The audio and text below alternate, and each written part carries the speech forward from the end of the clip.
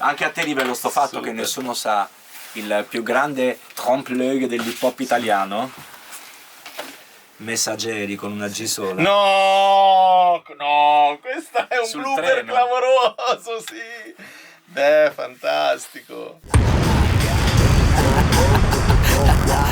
Mi sa che mi faccio la doppia H. Neffa, quanto tempo ti abbiamo aspettato? Benvenuta a Radio Popolare, benvenuta a Doppia H. È veramente un piacere averti qua nell'anno del ritorno al rap, nell'anno di Cane Randagio. Ci sono tante cose che ci dobbiamo raccontare, che ci devi raccontare. La prima domanda però a Doppia H non c'entra mai un cazzo con tutto questo, ed è: qual è il tuo piatto preferito? Nonostante mi dia tantissimo bruciore di stomaco, proprio penso il ragù della domenica napoletano. Che tra l'altro Con le devi varie- iniziare a fare il sabato notte praticamente. Ma mio papà lo faceva dalla domenica mattina Grande. presto, però poi ci sono tante varianti, c'è la variante polpetta, la variante salsiccia, metti Bravo. o no le spuntature e tracchiolelle si dice a Napoli, Perché- metti l'aglio dentro, hai capito? Esatto. Dentro le spuntature è già un altro discorso. Ce n'è tante versioni. Poi un giorno ho scoperto che si poteva mettere anche la ricotta invece del No, parmigiano. questo non lo sapevo però. Sono Questa andato- mi manca. Sono andato a pranzo dalla cugina di mia mamma. Il marito si trattava con la ricotta nel sugo quando l'ho scoperto. Ma guarda che è una hit, devo Infatti provarla. ultimamente sono stato da Luca Ariello a Napoli Sì, a trovarlo grande. e Luca Ariello mi ha portato in un posto dove si mangia solo il ragù e ci No, sono tutte vabbè. le varianti. Spettacolare. Sì, tutte le varie varianti e io ho chiesto proprio, c'è Manfredi al ragù con ricotta. Questo posto poi ce lo devi indicare perché secondo me è un piccolo tesoro. È una chicchetta. Esatto, è una chicca. Senti, veniamo ovviamente a Cane Randagio, veniamo al tuo ritorno al rap. Tu sei uno veramente dei cardini di questo genere in Italia. Ovviamente mi viene da dire anche di questa cultura. L'hip hop ovviamente è qualcosa di più ampio, nel quale tu hai scritto pagine importanti. Tutti citano, avendo 15 anni di interviste ai rapper alle spalle, tutti citano: no, ma il disco è SXM, però il tuo percorso è molto ampio. Tra l'altro arrivi dal punk, c'è tutto, di passaggi ne hai già fatti anche prima di arrivare al rap. Io ti faccio questa domanda: prima di SXM e dopo tutto il percorso punk che hai avuto, cos'è che ti ha affascinato del rap all'inizio? Ma sai, io mi ricordo che dunque suonavo ancora con Negazione e Marco Mathieu scriveva per Mucchio Selvaggio e quindi aveva moltissimi dischi in anteprima, quindi già lì noi sentivamo in macchina Jungle Brothers, della Soul, e io ero ovviamente, proprio perché appunto magari molte persone non sanno che prima del punk io ero tante altre robe Sì.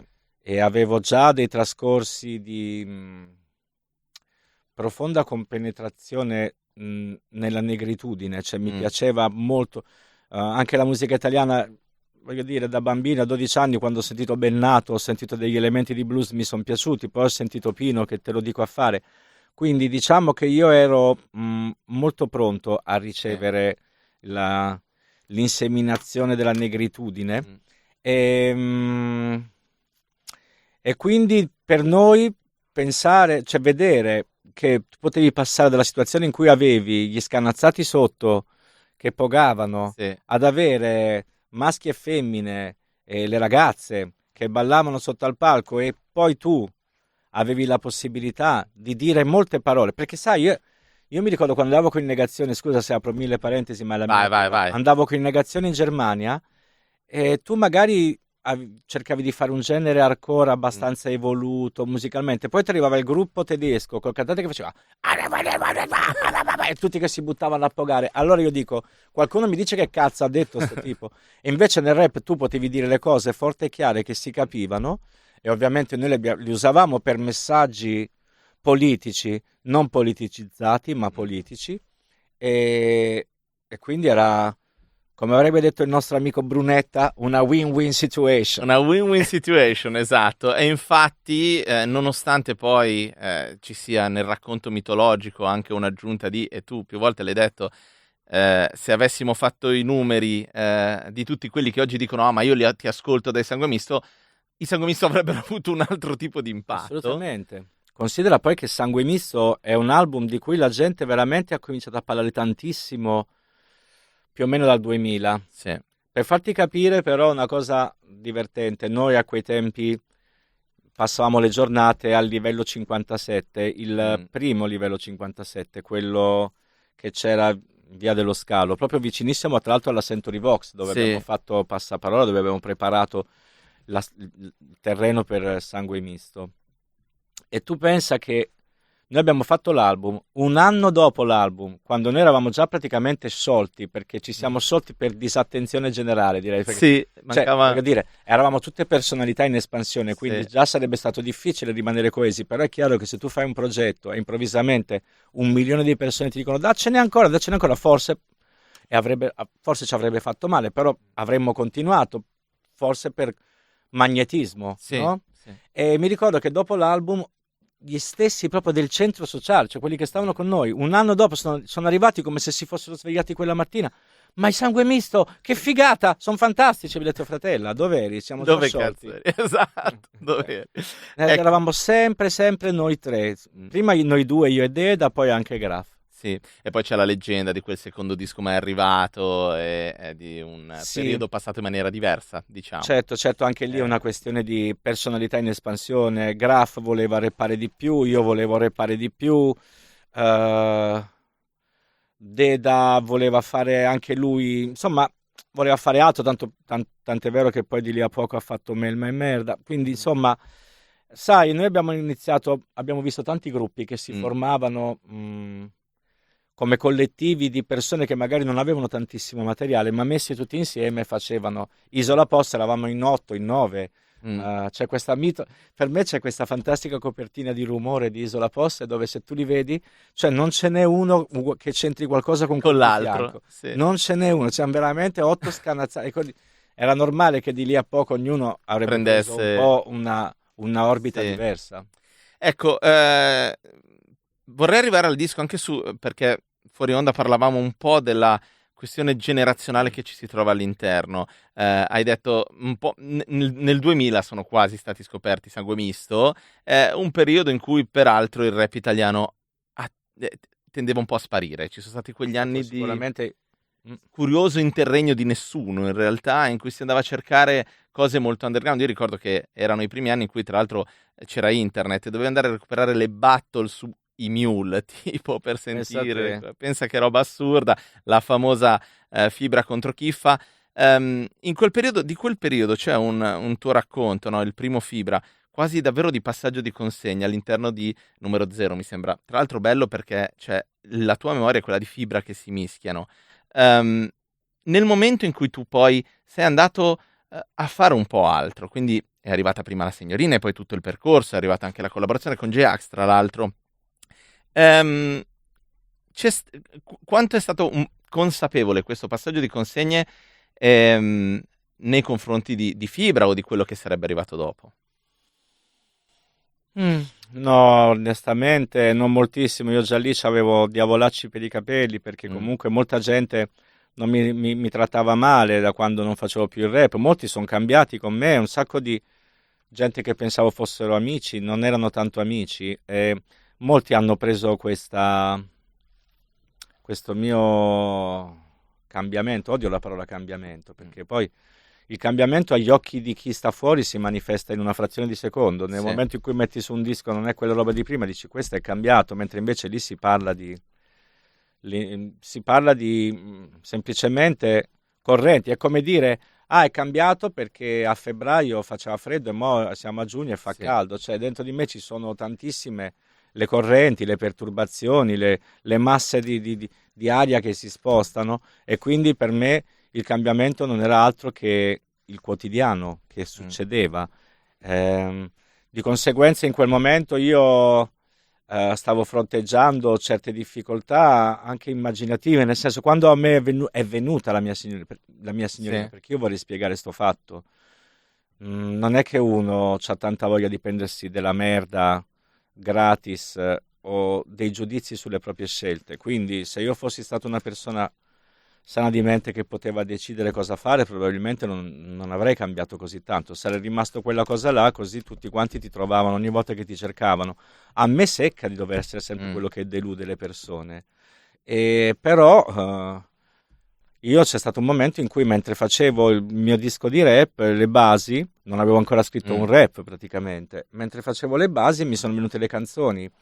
E io là prima ho avuto paura, ho detto cavolo, qua mi fanno a pezzi con sta roba. E poi la cosa invece mi divertiva, dicevo wow, vorrei essere lì e vedere ogni faccia. Mm. Il mio manager di allora mi disse questa frase che ai tempi mi sembrò sensatissima, ora se ci penso la trovo insensatissima. Cioè lui mi disse guarda, la posta in gioco è talmente poca che tanto vale che ti diverti. Ora vorrei tornare da lui e dirgli guarda, la posta in gioco era giusto più o meno la mia vita, però va bene lo stesso. Ok. Io l'ho presa, ho messo tutta la fiche lì, non me ne frega niente, cioè io non vado al casino per vincere. Ecco, io vado al casino perché a parte mi fa schifo la ludopatia, non gioco.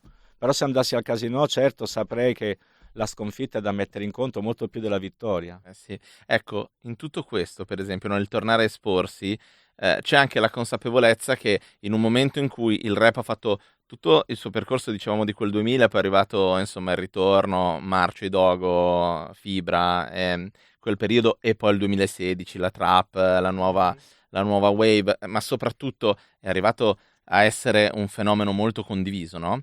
E tu, paradossalmente, più ancora che nel 2000, SXM da un lato, i Messaggeri dall'altro, sei diventato una specie di figura mitologica, per cui c'era una fetta di persone che magari ti conoscevano da tanto tempo, tra cui il sottoscritto, chi segue questa roba, che ogni volta che ti vedevano comparire, non per una questione di ti vogliamo vedere là, ma per una questione di proprio riconoscimento di quello che tu sei stato, anche tecnicamente, no?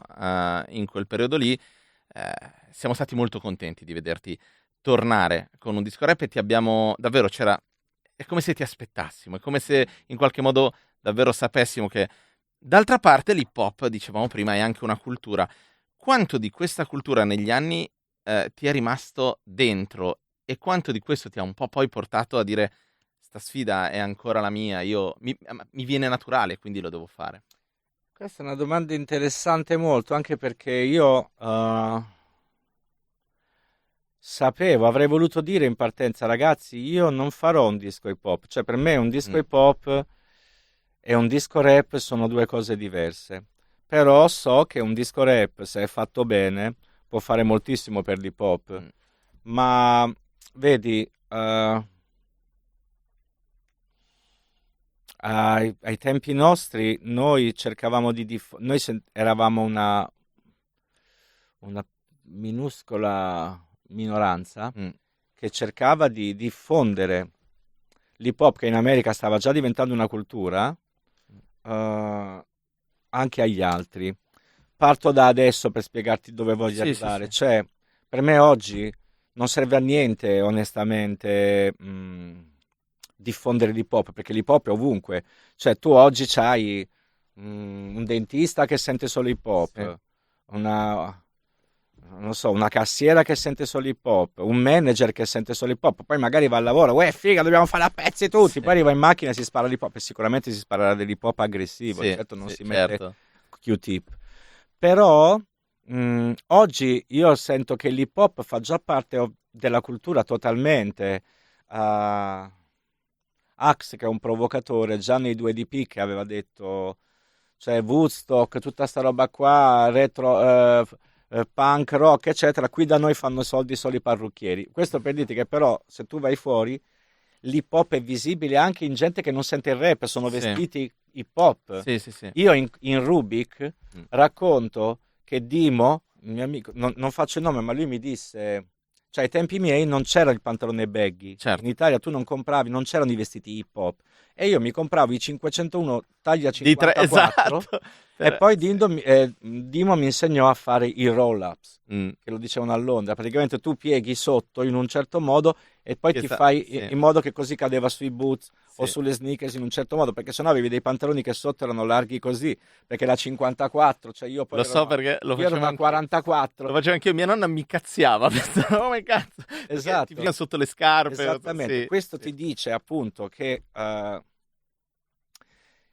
è impossibile che tu oggi vieni a parlare. La parte più difficile forse per me Mm.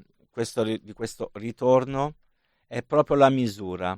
La misura è la parte più difficile. Sta roba qui non provate a farla a casa, non è per tutti. Cioè capire uno, cioè lo stesso Dimo che è sempre stato molto mio ideologo e su questo progetto io in momenti importanti e diciamo fulcro Sì. l'ho sentito, no? Lui mi ha detto quello che tu stai facendo non ha precedenti. Nessuno veramente è tornato dopo 25 anni a una certa età a fare sta roba. Quindi, come sempre, ti volti e non c'è nessuno di fianco a te. La storia della mia vita, cioè io non mi sono mai visto nessuno. È facile quando tu cammini per strada, ti volti, vedi altri 7 che stanno facendo una cosa e tu sei l'8º. Esatto. Prova a farlo senza mai vedere nessuno. Sei la nave rompighiaccio, un bel casino.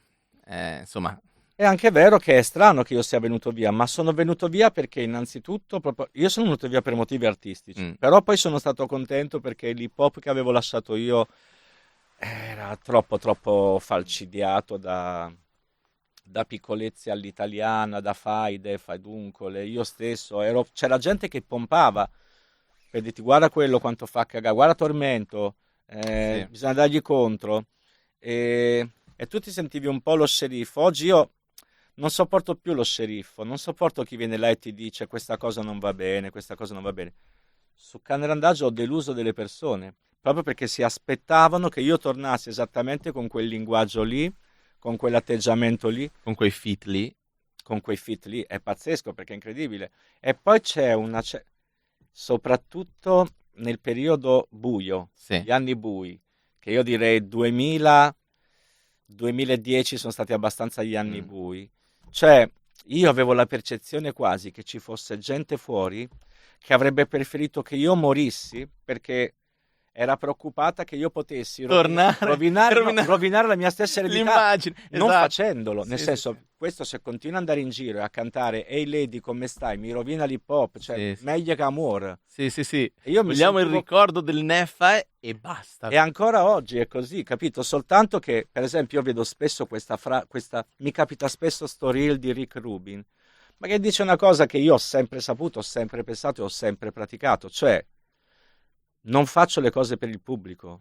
Sì. Cioè, proprio io non faccio, se io facessi le cose per il pubblico, sarei esattamente la cosa finta a cui voi vi siete abituati pensando che sia vera. Oggi veramente chi ti dice son vero è finto e chi ti dice son finto è vero.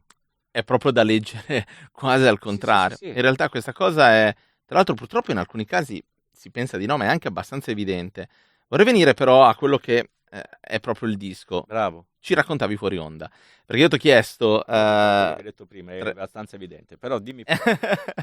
Comunque, dicevo, partiamo da LA, perché tra le tantissime collaborazioni ci sono davvero dentro tante cose, c'è dentro, prendendo il doppio lavoro, da Chaos a Mahmood, da Salmo a Franco 126, Noiz, quindi intanto tante scuole e poi davvero 25 anni li trovi qua dentro, comprese LA, che probabilmente è la più giovane, ed arriva con uno stile che paradossalmente, tra l'altro, c'è molto ritorno al boom bap in questo periodo, quindi rapper pura, non ha avuto il passaggio 2016 e tutto. E te lo richiedo, com'è stato misurarti con lei? Beh, fantastico. Allora, però non posso arrivare a questo punto, cioè devo farti un piccolo riassunto. Io dopo il disco Resistenza ho sentito proprio il bisogno di abbandonare la musica, mi fa ridere, adesso non puoi dire più la musica suonata, si dice organica. Ho dovuto abbandonare la musica, non ne potevo più della musica organica, cioè avevo voglia tanto di misurarmi di nuovo con la musica digitale, quindi tantissimi beat. Io ho prodotto beat, diciamo trap, non riesco a dire urban, diciamo trap urban e hip hop dal 2020 fino al 24-25 non ho fatto altro, ho fatto solo beat. E poi dicevo, questo lo do a Carmelo, questo lo do a Gino, questo lo do a Franco. Poi alla fine non andavano mai da nessuna parte, avevo tutti sti beat vuoti. E in particolare l'estate del 23 ho fatto questo beat di Tutte le stelle. Poi pensa che coincidenza, ero per scappare dal caldo, l'estate 23 è stata pesante, per scappare dal caldo me ne sono andato in Svizzera, non sono tipo da Svizzera, però volevo avere freddo, e quindi me ne sono andato in montagna in Svizzera e ho scritto il rito in Svizzera, no? E a un certo punto io a settembre, mi ricordo che stavo mangiando per i fatti miei in un posto, proprio ho preso il telefono, ho chiamato Sara Potente della Sì. numero 1, ho detto che mi aveva detto no, devi sentire Lea, e Lea spacca, io non la conoscevo, devo dire, e avevo sentito Globo, Mm. e proprio avevo riconosciuto, perché Lea viene, ti fa il rap, però lo vedi che non è una remastered, non è una Sì. rimastona, non è una che si mette il vestito di carnevale da rap del 92 e viene e ti fa una cosa tipo come se fosse uscita dal modernariato. No, lei te lo sta facendo adesso, parla di lei adesso, c'è, in questo senso è molto hip hop perché è contemporaneo. Certo. L'hip hop deve essere contemporaneo.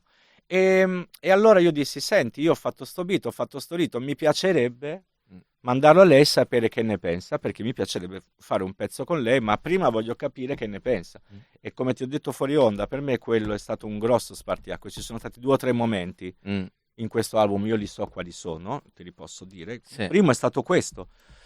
Io credo che ai tempi mi fossi detto, se Lea dovesse in qualche modo, in modo imbarazzato, farmi arrivare una risposta tipo sì, dai, parliamo, vediamo, farmi capire, Che, se avessi percepito che lei l'aveva presa male sta cosa, forse io non avrei percorso ancora questa strada, perché io certamente di fare il disco remastered non se ne sarebbe mai parlato, quindi avevo bisogno di sentirmi attuale, che i miei beat fossero attuali, che una ragazza di 20 anni potesse fare il rap con uno ai tempi avevo 55, con uno di 55 la cosa fosse normale, oppure fosse abbastanza normale per lei per esserlo anche per me, perché a me non sembrava normalissima. Cioè io mi sono misurato con questo tema, Sì. questo tema qui è forse stato il tema più peso di tutti.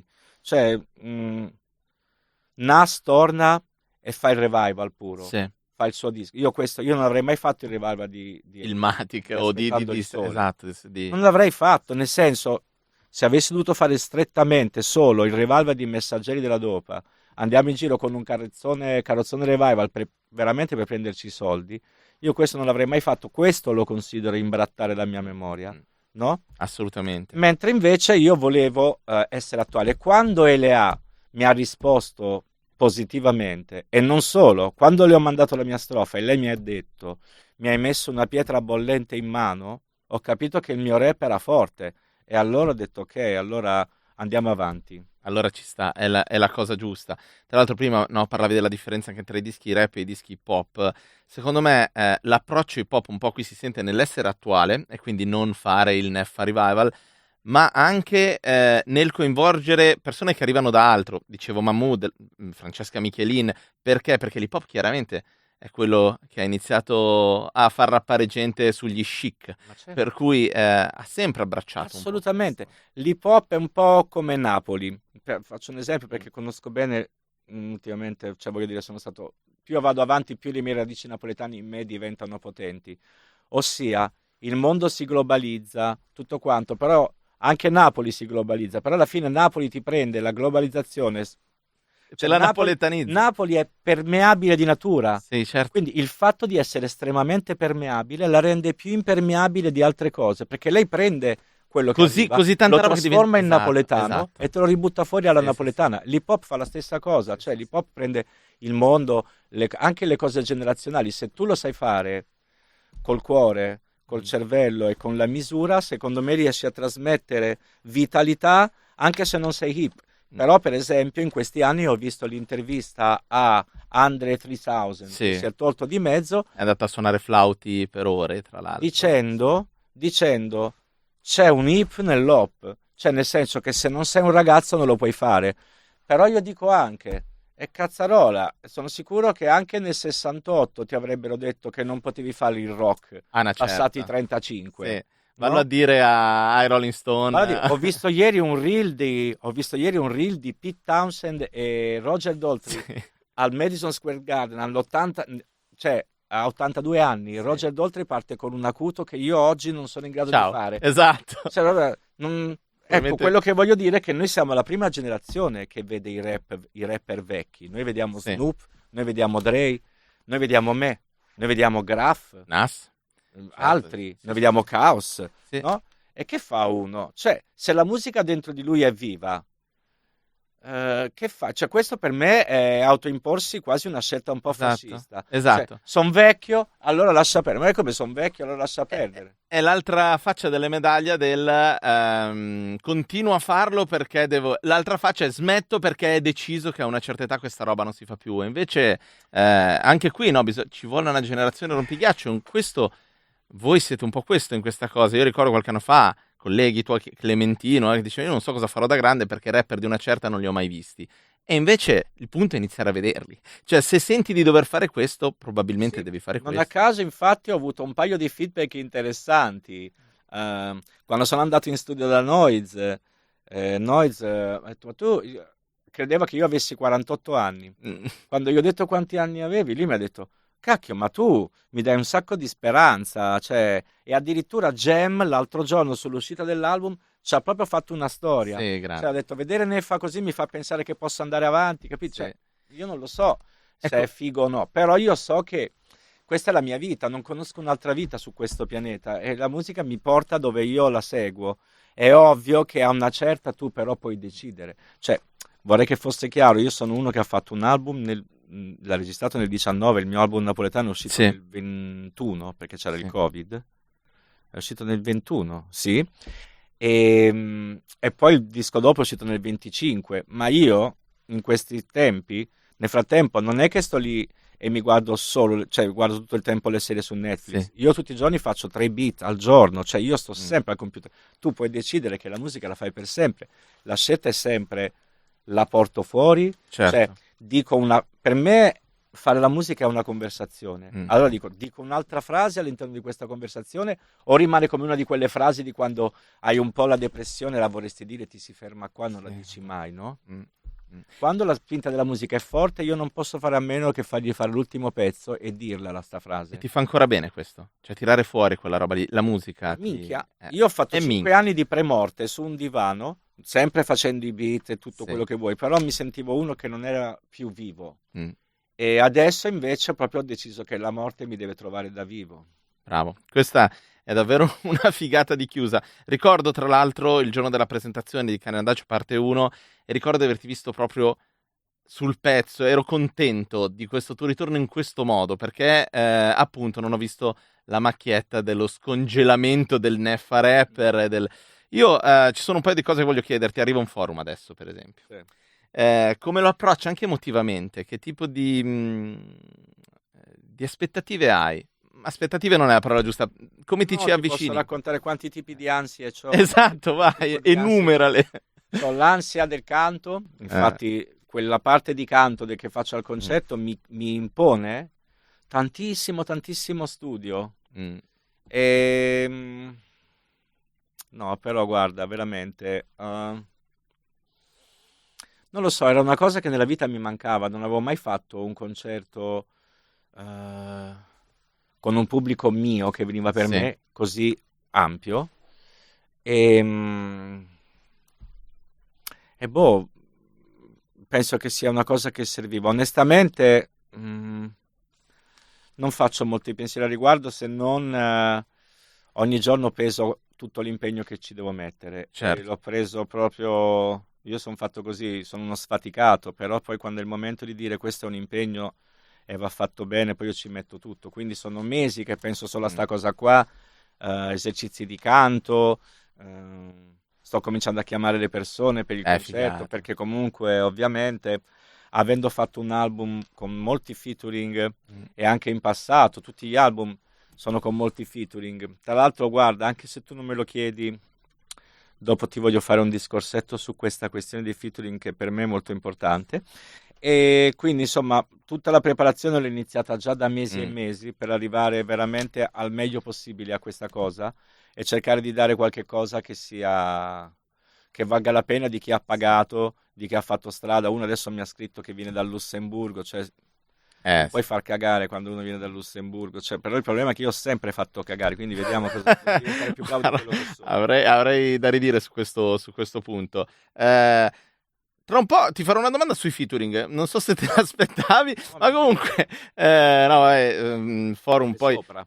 Sì, lascerei da parte tutto il discorso chiusure di cerchi, perché forse c'è stato l'Hip Hop Village che è stata la chiusura di un cerchio per l'hip hop italiano. Questa è una bella compimento, forse, invece, da un altro punto di Certo. vista. Prima di arrivare ai featuring, rimanendo invece sui posti, una cosa è il forum. Citavi molto all'inizio, sono stati i centri sociali, no? Ad accogliere un po' tutta questa parola che una cosa era la politica e una cosa era anche il sociale, che veniva portato in testi anche molto Certo. dritti. È un periodo in cui hanno chiuso il Leoncavallo a Milano. Ovvio. So che tu avevi già speso parola per il Leoncavallo. Che impressione ti ha fatto questo?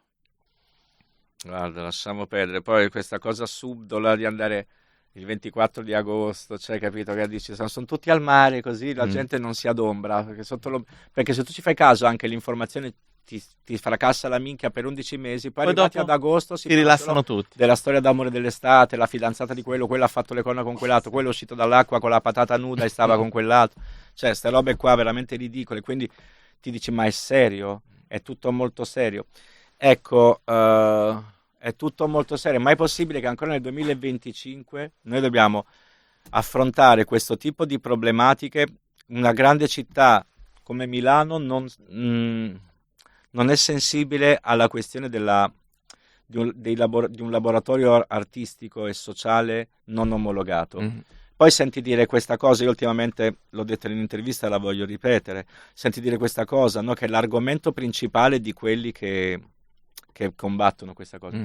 Ma la proprietà privata, ma voi occupate. Io voglio dire, se tu vai da chiunque del collettivo di Leoncavallo e gli chiedi ma la figata che tu stai facendo qua, quello che tu fai, o è la figata che ho occupato? Ma chi gliene frega la gente che ho occupato? Cioè, se il comune di Milano dicesse vi diamo un posto che è il vostro laboratorio, ma nessuno occuperebbe. In più dice, questo era il nostro posto, grazie, ma se io passo di qua ogni giorno per degli anni e c'è un'area di 27.000 km² buttata là, io voglio fare le mie cose, il posto è vuoto, io entro, io dico ho detto recentemente, l'occupazione è una provocazione politica, nessuno vuole occupare per occupare, la gente vuole dire solamente ragazzi svegliatevi perché le città hanno bisogno di posti, l'arte ha bisogno di posti non omologati, i posti sono vuoti, noi ce li prendiamo, ma ce li prendiamo per farvi capire che sono vuoti, cioè la gente pensa che lo scopo sia occupare, qui lo scopo è produrre arte e produrre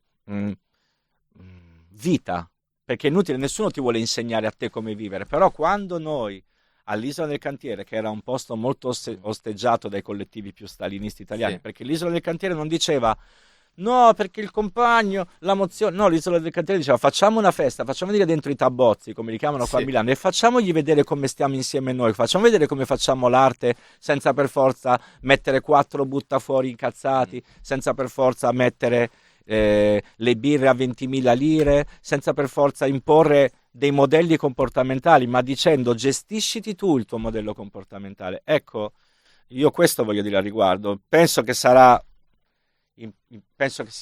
mi sorprenderei molto se la politica milanese non facesse qualcosa adesso per ripristinare uno spazio per questi collettivi. Sì. Allora veniamo ai featuring. Raccontaci, abbiamo parlato di LA, misurarsi con così tante figure artistiche diverse, ma anche percorsi artistici diversi, generazionali, perché davvero ci sono dentro tutte le generazioni. A me ha stupito molto lo stato di forma di Izzy, per esempio, ritrovarlo in uno stato di forma incredibile. Citavamo Caos all'inizio, sicuramente anche un Mahmood, affiancarsi a Mahmood è una bella responsabilità vocale. Non so come dire. Assolutamente. Guarda, prima tu quando mi hai fatto, adesso credo che tu l'abbia detto mentre eravamo in onda, cioè il fatto che l'hip hop comunque di natura abbracci, vuole mischiarsi con quello che non gli appartiene, vuole proprio essere permeato e permeare a sua volta. Io mi ricordo per esempio che con Deda, ai tempi proprio in cui si faceva Sangue Misto, mi ricordo che Deda mi diceva minchia ma che figata sarebbe fare un pezzo con Giorgia, che non ci avrebbe mai cagati allora, però vedi noi guardavamo Giorgia, non ce ne fregava niente di stare cioè è bello stare in 7 in questa stanza, siamo sempre noi 7, sappiamo tutti i fatti, però usciamo, no? E ti voglio dire una cosa, sui featuring in particolare, io ho avuto tantissime critiche per questi featuring, ho passato un guaio, perché la gente pensa innanzitutto, quello è uscito dal Museo delle Cere, dove l'avevamo messo noi peraltro, Sì. e lui si è sempre fatti i cazzi suoi, e mo devono uscire tutti, cioè torna lui, devono tornare tutti, ma minchia, io faccio sempre l'esempio, cioè bellissimo, c'è il film The Snatch, Sì. a un certo punto quando si fa male il loro pugile, Sì. allora l'assistente Tommy gli dice a Jason Statham: potremmo chiamare Pistola e l'altro pazzo, e allora gli dice: guarda, Pistola si è sparato nella doccia, pazzo è impazzito. Sì. Cioè, nel senso che poi tu pretendi, immediatamente il pubblico pretende che tutti siano a posto. C'è una generazione che torna. Ma perché non c'è Deda? Ma fratello, ma Deda ha smesso di rappare nel 2003 massimo, forse nel 2001, non rappa più. Perché mi chiedi C'è se stato Kazuma, c'è stato perché Deda, mi chiedi se c'è Deda? Hai sentito rappare Deda? Perché dovrebbe esserci Deda? E un'altra cosa, soprattutto tutti questi remaster che mi hanno fatto sempre la messa, ma i featuring, perché se io gli mettevo i featuring, Luigi, Certo. tutti quanti così, nessuno avrebbe detto niente. Invece se metti i featuring che loro li straniscono, e io amo stranire la gente, poi mi viene la psoriasi e altre forme di malattie psicosomatiche che non vi racconto, perché io l'ansia la somatizzo. Però la cosa che fa ridere è che poi ti dicono: no, perché è figo se sei tu da solo, è figo se sei tu da solo. Dimo è venuto a casa mia e mi ha detto: vedi, io ho fatto sentire il pezzo, e mi fa, non ti dico con chi, mi fa: vedi, adesso entra lui, fighissimo, ma io lì volevo sentire il tuo arco narrativo. E a un certo punto io pensavo, un bel giorno ho chiamato Dimo e gli ho detto: sai una pensata che ho fatto? Sono andato a vedermi la storia dell'hip hop. Vatti a vedere nella storia dell'hip hop qual è stato il primo rapper che è arrivato da solo. Che io abbia memoria, direi LL Cool J. Però erano già passati 8 anni, cioè il rap era fatto solo da collettivi, cioè i Public Enemy arrivavano, erano in 3, i Ghetto Boys arrivavano in 4-5, gli NW erano 4-5, Alcuni si contavano pure. Grandmaster Flash and the Furious 5. Esattamente. Alla fine sì, c'era Rakim, però era strettamente un duo, anche se Rakim era solamente un rap, e alla fine tu potevi dire anche Francesco e Rakim, tanto era Rakim che faceva la roba. Però è Eric B. Però comunque c'era il concetto che tu dovevi essere un collettivo, cioè per me il rap è uno sport di squadra, capito? A me il rapper da solo, che si fa il disco da solo, ma io ho detto cazzo, cioè scusa il turpiloquio, ma a meno che non mi fa il disco da solo Umberto Eco, ma chi è che mi deve dire, cioè, mi deve dire mezz'ora di roba che io dico: ah, figa, cioè mi hai cambiato proprio la vita col tuo punto di vista di mezzo. Cioè io preferisco invece sentire altri ingredienti, altre idee, altri approcci su un beat, altri approcci su un concetto. Certo, assolutamente. E infatti questo espande tanto anche a livello poi di contenuti. Arriviamo alle ultime domande. L'ultima è sempre la stessa, e te la dico già prima così ci pensi, e cioè consigliaci un brano non hip hop, non tuo, con cui chiudere, che ti piace, con cui sei in fissa adesso, che per te è un classico. Te lo lascio lì e ci arrivi. È difficilissima. Sì. Intanto però ti chiedo se in questo periodo sei tornato ad ascoltare hip hop, se non l'hai mai mollato, o cosa ascolti in questo periodo a livello musicale. Molto molto interessante questo che tu mi dici. Allora, nel 96, l'ho già raccontato in altre interviste, forte del suo 110 e lode in filosofia, mia sorella più piccola di me venne da me e mi disse: mia sorella è pazzesca, perché se lui dice una cosa e mi trapassa in 4, non capita spesso con me, perché di solito io trapasso. Sì. Mia sorella è venuta da me e mi ha detto: sorella, vabbè, l'arte moderna tanto è tutto assemblaggio, punto. Cioè, allora io là mi sono detto: benissimo, a me non interessa nessuna misura come gli altri assemblano, a me interessa conoscere il lievito madre, cioè io non ho bisogno di sentire cosa sta rappando uno, perché delle due quello che più probabilmente accadrà è che in qualche modo la mia fantasia a un certo punto si ricorderà di come quello ha approcciato il rap in quella base e cercherà di imitarlo. Io questo non lo voglio, nessuno mi potrà mai dimostrare, come diceva sempre Eco, amo citare Eco, i libri sono fatti di altri libri, anche le canzoni sono ovviamente fatte di altre canzoni. Chiunque qui dentro ha sviluppato un gusto musicale dal 4º mese di gestazione della mamma, cioè lui era dentro la pancia e sentiva la musica. E quando esci la musica che tu senti fino a 2-3 anni è quella che poi cercherai di imitare tutta la vita, secondo me. Quindi insomma, io ho dovuto sempre seguire solamente questa strada mia. E l'ultima domanda allora è quella più netta. Ci consigli un brano non hip hop con cui salutarci? Sai, un brano non hip hop che ha attinenze, cioè nel senso che si basa anche su un beat o proprio che non No, c'entra una favola, un gioco? che è legato a te in qualche modo, che tu senti o in questo periodo o in generale. Cavolo, questa domanda è difficilissima perché ovviamente ci dovrei pensare un'eternità. Certo. Ogni volta che mi chiedono anche solo dimmi la tua canzone preferita, È un casino. Sì. io ti posso dire quella di questo momento. Va benissimo. Appena tu mi hai detto di dirti un pezzo, io ho pensato a Footsteps in the Dark degli Ali Brothers, che peraltro è l'originale di Today Was a Good Day Sì. di Ice Cube, e ha questo beat che è stato usato Sì. tantissimo da tutti, da tanti. Quindi lasciamoci con un po' di beat, è un pezzo che sicuramente non è da pomeriggio, però un po' meno di Dei dell'Olimpo. Esatto. Grazie mille davvero, Neffa, A te, grazie ciao. di tutto e in bocca al lupo.